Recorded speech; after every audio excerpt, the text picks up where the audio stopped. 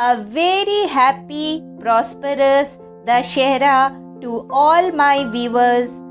সকল আমার দর্শককে বিজয় দশমীর অনেক শুভেচ্ছা ও ভালোবাসা জানিয়ে আজকে তোমাদের সাথে শেয়ার করতে চলে এলাম easy spicy simple chilli chicken.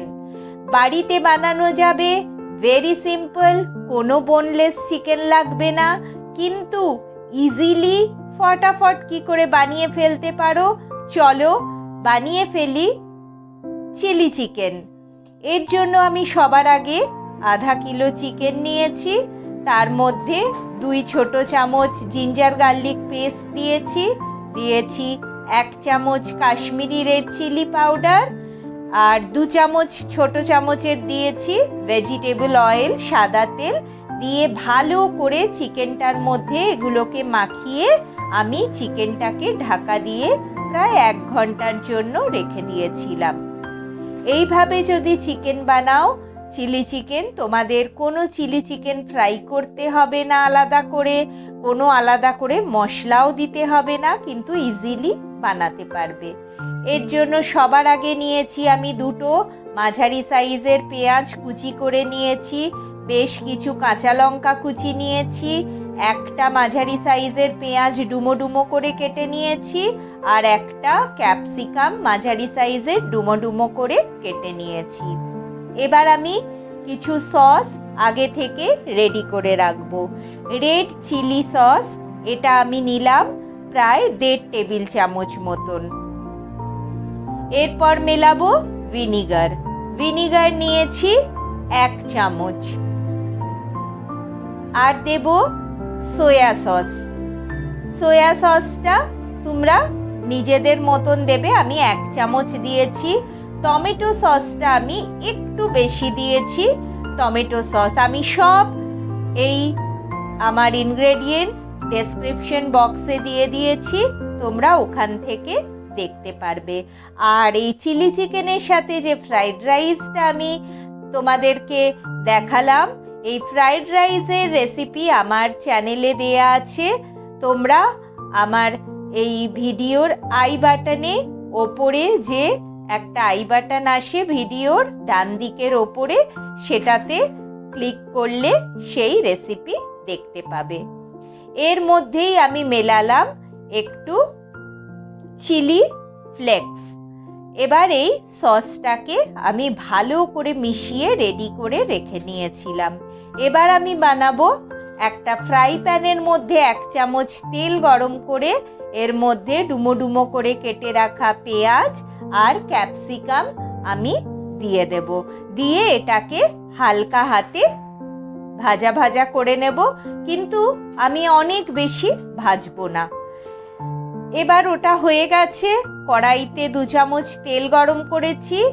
এইবারে এই তেলের মধ্যে আমি যে চিকেনটাকে ম্যারিনেট করে রেখেছিলাম ওই চিকেনের পিসগুলোকে দিয়ে হালকা হাতে ভেজে নেব, খুব বেশি ভাজবো না, জাস্ট একটু নাড়াচাড়া করে নেব।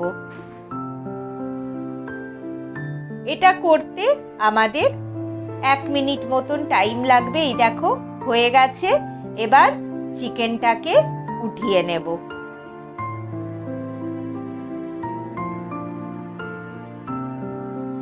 এবার এর মধ্যে আমি আরো 2 চামচ তেল দিলাম। তেল দিয়ে এর মধ্যে দিয়ে দেব কুচি করে কেটে রাখা আমার যে পেঁয়াজটা ছিল সেইটা মিলিয়ে দেব। এবার পেঁয়াজটাকে ভালো করে ভাজা ভাজা করে নেব বেশ কিছুক্ষণ ধরে, যতক্ষণ ধরে লাগবে পেঁয়াজটাকে ভাজা করে নেব। করে নিয়ে এর মধ্যে মেলাবো এবারে ginger garlic paste. Ginger garlic পেস্টটা মিলিয়ে আবার কিছুক্ষণ ধরে এটাকে নাড়াচাড়া করব যাতে জিঞ্জার গার্লিকের কাঁচা গন্ধটা চলে যায়।